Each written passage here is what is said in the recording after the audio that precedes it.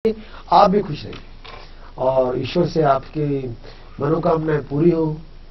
और अगले हफ्ते मेरी आपसे मुलाकात होगी। अगले हफ्ते फिर हम ज्योतिष चर्चा करेंगे और कोई और नए नए टॉपिक लेके आएंगे। ज्योतिष चर्चा में कुछ थोड़ी बहुत एजुकेशन हो जाती है, कुछ इंटरेस्ट डेवलप हो जाता है और बहुत जल्दी मैं वास्तुशास्त्र पे, ज्योतिष चर्चा में वास्तुशास्त्र पे बात करने जा रहा हूं।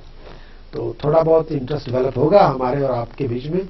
और बहुत बहुत शुक्रिया, बहुत बहुत शुक्रिया। Thank you very much. Bye bye. ज्योतिष की कुछ कथाएं होती हैं, ज्योतिष की कुछ बातें होती हैं, ज्योतिष की थोड़ी बहुत जो ज्ञान है, इंफॉर्मेशन है, मैं चाहता हूं आपसे थोड़ा बहुत शेयर करूं, बांट लूं। भारतीय ज्योतिष के अंदर कई अंग बने हुए हैं। भारतीय ज्योतिष कई बहुत बड़ा बेस है उसका। तो एक अलग अलग शास्त्र हैं। एक शास्त्र है भृगु शास्त्र। भृगु शास्त्र महर्षि भृगु का उनकी देन है। ज्योतिष के जो जन्मदाता है, जो कर्मदाता है, हम भारतीय ज्योतिष में उनको गॉडफादर मानते हैं। वो हम सबके गुरु हैं, महर्षि भृगु। और दूसरा जो शास्त्र है वो है रावण संहिता। रावण संहिता में भी ज्योतिष के बहुत नियम हैं, बहुत उसमें ज्योतिष के बड़े खजाने भरे हुए हैं। और तीसरी है अरुण संहिता। पहला है भृगु शास्त्र या भृगु संहिता, दूसरा है रावण संहिता या रावण के दिए हुए शास्त्र, और तीसरी है अरुण संहिता। चलते हैं जी कॉलर की तरफ और चलते हैं हमारी ज्योतिष चर्चा की तरफ। ज्योतिष चर्चा में बात कर रहा था मैं कि हमारे जो भारतीय ज्योतिष शास्त्र में तीन शास्त्र, जो मेन 3-4 शास्त्र ऐसे हैं जो बहुत ज्यादा मेन गिने गए। पहला शास्त्र तो भृगु शास्त्र है और जिसे भृगु संहिता भी कहते हैं, और दूसरा रावण संहिता, और जिसे रावण का दिया हुआ शास्त्र है, पूरा विद्या है, पूरा ग्रंथ है वो, और तीसरा अरुण संहिता। तो एक चौथा है नाड़ी, जो नाड़ी शास्त्र है ये भी है। तो नाड़ी शास्त्र साउथ इंडिया में प्रचलित है। साउथ इंडिया में इसका बहुत बड़ा योगदान है। साउथ इंडिया में लोग नाड़ी को बहुत देखते हैं। नाड़ी शास्त्र में 70 से 72 ग्रंथ हैं पूरे, लेकिन जो अवेलेबल हैं वो 20 से 25 ग्रंथ अवेलेबल है, बाकी अवेलेबल नहीं है। या वक्त की चपेट में आ गए, नहीं मिले, या लोगों ने संभाल के नहीं रखे, बुजुर्गों ने वो उसको ऐसे नहीं रखा। चलते हैं कॉलर की तरफ, ज्योतिष चर्चा की तरफ चलते हैं हम अपने नए कॉलर्स की तरफ। ज्योतिष में बात कर रहा था कि 3-4 जो ग्रंथ हैं जो बहुत जिनकी इंपॉर्टेंस दी है भारतीय ज्योतिष शास्त्र में और जिसे बहुत माना गया है। महर्षि भृगु हमारे ज्योतिष में उन्हें गॉड फादर के स्थान है। वो हमारे परम पूज्य गुरु हैं। जितने भी ज्योतिषी हैं जो ज्योतिष का काम करते हैं वो हमारे परम पिता है, पितामह है, और ईश्वर है, भगवान की तरह हम देखते हैं उन्हें। भाई उनके बारे में बहुत कथाएं हैं। और महर्षि भृगु के बारे में जो बड़ी कथा, जो छोटी कथा भी है, वो बहुत इंपॉर्टेंट है। वो एक बार विचरण कर रहे थे, देवी देवताओं को मिलने जा रहे थे। पहले ब्रह्मा के पास गए, फिर महादेव के पास गए, तो फिर नारायण, जिसे हम विष्णु कहते हैं, महाविष्णु, नारायण के पास मिलने के लिए गए थे। नारायण अपनी नाग शैया पर सोए हुए थे और मां लक्ष्मी उनके चरण पखार रही थी, उनके चरण दबा रही थी। तो वहां 3 दिन रहे। तो नारायण अपनी निद्रा से जागे नहीं। नारायण जब निद्रा में अपनी मेडिटेशन विस्माद में चले जाते हैं तो जागते नहीं। तो महर्षि भृगु 3 दिन उनकी इंतजार करते रहे। तो ब्राह्मण है, ब्राह्मणों को गुस्सा बहुत आ जाता है, ब्राह्मणों में सहन शक्ति नहीं होती। उन्होंने, चलते हैं हमारे कॉलर की तरफ, बात करते हैं ज्योतिष चर्चा के बारे में। जब तक हमारे कॉलर नहीं आते तो आपसे बातचीत करेंगे ज्योतिष चर्चा के बारे में।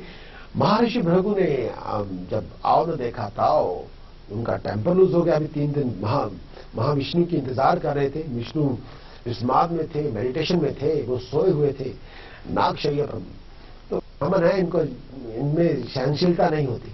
वो उठे अपनी जगह से और उन्होंने विष्णु के छाती पे एक बहुत जोर से लात मार दी, बहुत जोर से किक कर दिया उनको। और हम बहुत जल्दी कमर्शियल ब्रेक की तरफ जा रहे हैं। तो जो मां लक्ष्मी है वो उनकी चरण पखार रही थी। तो उन्होंने देखा उनके पति परमेश्वर पर किसी ने लात से उन्हें पैर मार दिया है, उनकी छाती के ऊपर रख दिया है। तो वो क्रोधित हो गई। तो बाकी बात कर रहा था महर्षि भृगु के बारे में।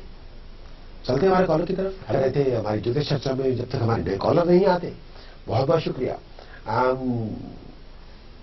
भगवान विष्णु अपनी शेषनाग की शैया बिछा के सोए हुए थे। मां लक्ष्मी उनके चरण पखार रही थी।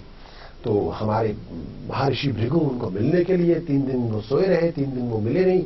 महर्षि भृगु 3 दिन इंतजार करते रहे। ब्राह्मण है, गुस्सा आ जाता है, तो उन्होंने उठ के दे लात उनकी छाती पर रख दी, यहाँ छाती पर रख दी। तो लक्ष्मी बहुत क्रोधित हो गई, वो जगदम्बा का रूप है। तो विष्णु जो भगवान विष्णु है वो बहुत ही निर्मल है। उन्होंने उनके चरण, महर्षि के चरण पकड़ लिए कि महर्षि आपके पांव बहुत कोमल हैं, मेरी छाती वज्र के समान है, कहीं आपके पांव में चोट तो नहीं लगी। महर्षि भृगु लज्जित हो गए, लेकिन मां लक्ष्मी बहुत क्रोधित हो गई कि उनके पति परमेश्वर जो लोगों का कल्याण करते हैं उन पर एक ब्राह्मण ने कैसे पांव जमा लिया। उन्होंने महर्षि भृगु के ये कार्य देखकर ये उनको श्राप दे दिया कि आपके वर्ग वाले भूखे मरेंगे। मतलब जहां ब्राह्मण होंगे वहां लक्ष्मी नहीं होगी।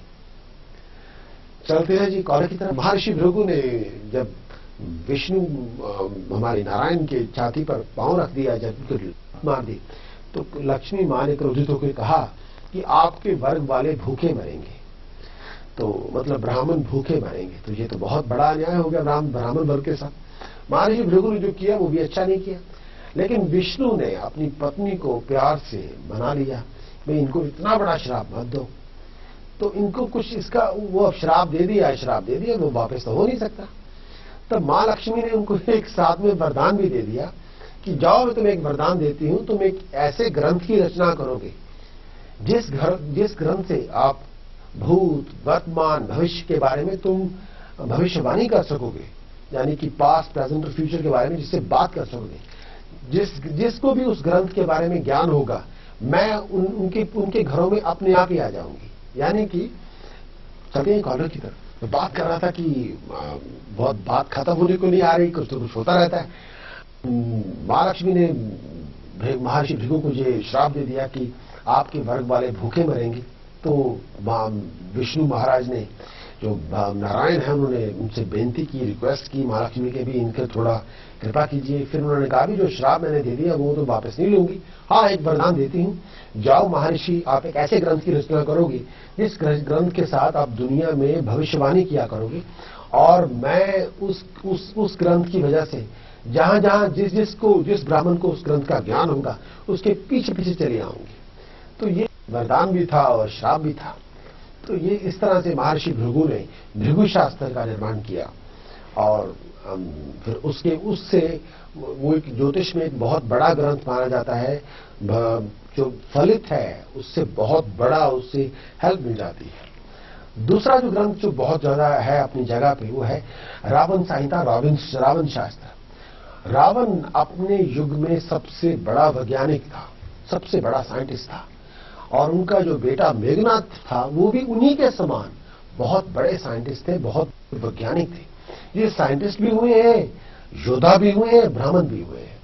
तो ये रावण और मेघनाथ के बीच में बहुत डिस्कशंस हुआ करती थी, और उस डिस्कशंस की बेस्ड रावण संहिता है। उस डिस्कशन का जो बेस है, जो एक दूसरे से उन्होंने डायलॉग किया है, रावण और मेघनाथ में जो डायलॉग हुए हैं, जो उसमें डिस्कशंस हुई हैं, उसका बेस पे रावण संहिता बनी है। और रावण संहिता आजकल नेपाल के राजा के पास भी है, और उसके कुछ अंश कुछ हमारे ब्राह्मणों के पास भी है।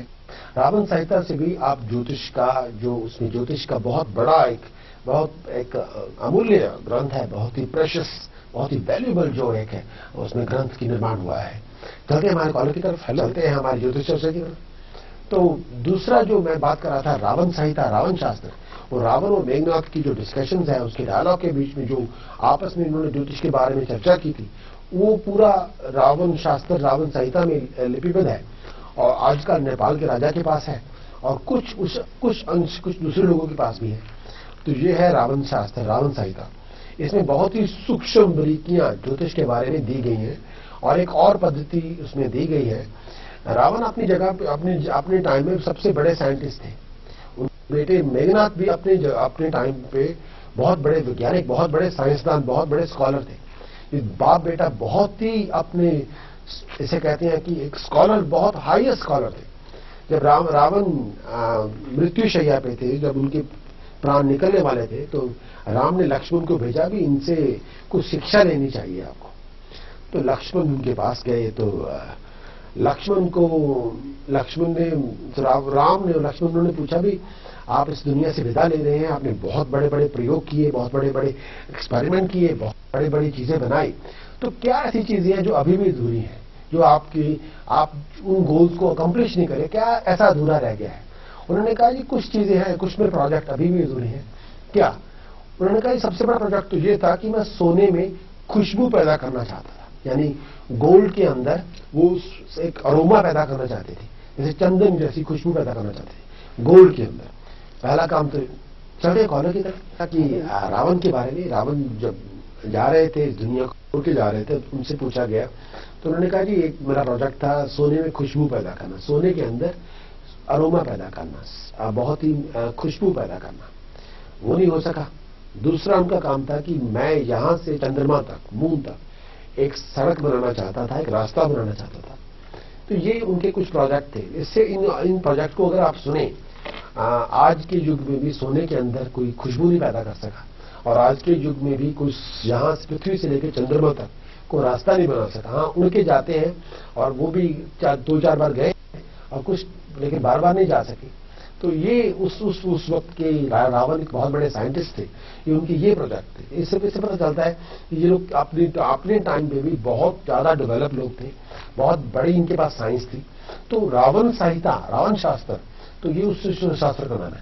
तीसरा जो बहुत ज्यादा प्रसिद्ध शास्त्र है वो अरुण संहिता, अरुण शास्त्र। अरुण संहिता है, ये सूर्य के सारथी अरुण है। सूर्य जो देव है, सूर्य आदित्य नारायण जी नहीं कहते हैं, सूर्य जो आकाश में चमकते हैं उनके बारे में, उनको भी सूर्य कहते हैं। सूर्य को जो सारथी है, जो उनके चैरियटर है, जो उनके शोफर है, उनका नाम अरुण है। सूर्य ने अपना ज्ञान, जैसे कोई बहुत बड़ी रोल्स रॉयस में बैठा हो तो वो अपने ड्राइवर, अपने शोफर के साथ बातचीत कर रहा हो, सूर्य ने कुछ ज्ञान अपने सारथी अरुण को दिया। तो जो उस ज्ञान को लिखा गया उसे अरुण संहिता कहते हैं और उसे अरुण शास्त्र कहते हैं। तो ये भी ज्योतिष का एक बहुत बड़ा ग्रंथ है, बहुत ही अमूल्य देन है।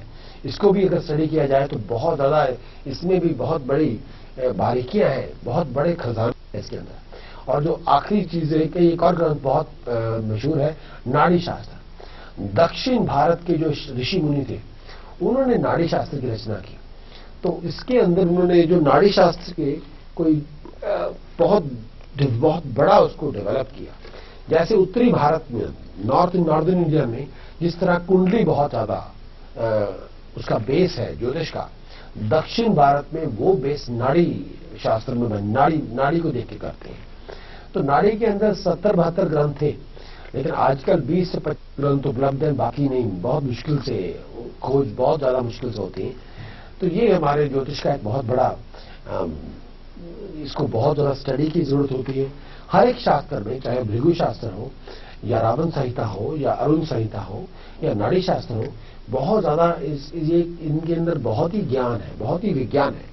बहुत टाइम चाहिए, बहुत स्टडी करने से जितना आप सीखने की बहुत जरूरत होती है, थॉरली स्टडी चाहिए और इसको बड़ी बारीकियां होती है, उसको समझना पड़ता है, उसके हिसाब से आप बात कर सकते हैं।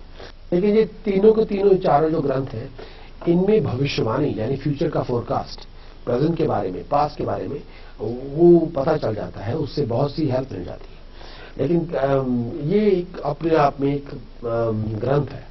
तो बाकी जैसे आजकल एक ऐसी जैमिनी पद्धति है, विश्वामित्र पद्धति है, कृष्ण पद्धति है, एक और भी जो बाकी जो ऋषि मुनियों ने जो अपने अपने ग्रंथ ज्योतिष के अंदर दिए हैं, पराशर पद्धति है, जो भी हमारे ज्योतिष के अंदर जितने भी ऋषि मुनि हैं, बहुत से जिन्होंने बहुत ज्यादा उनके बारे में बहुत बड़ी देन दी है, बहुत बड़े आविष्कार किए हैं, बहुत बड़ा ज्ञान लिखा है, बहुत बड़ी। कई बार ऐसा होता है कि पहले हम गुरु से सीखते हैं, फिर हम दूसरों से सीखते हैं, गुरु लोगों से सीखते हैं। चलते हैं कॉलर की तरफ चलते हैं, हमारी ज्योतिष शास्त्र की तरफ। भाई ज्योतिष में ऐसे कई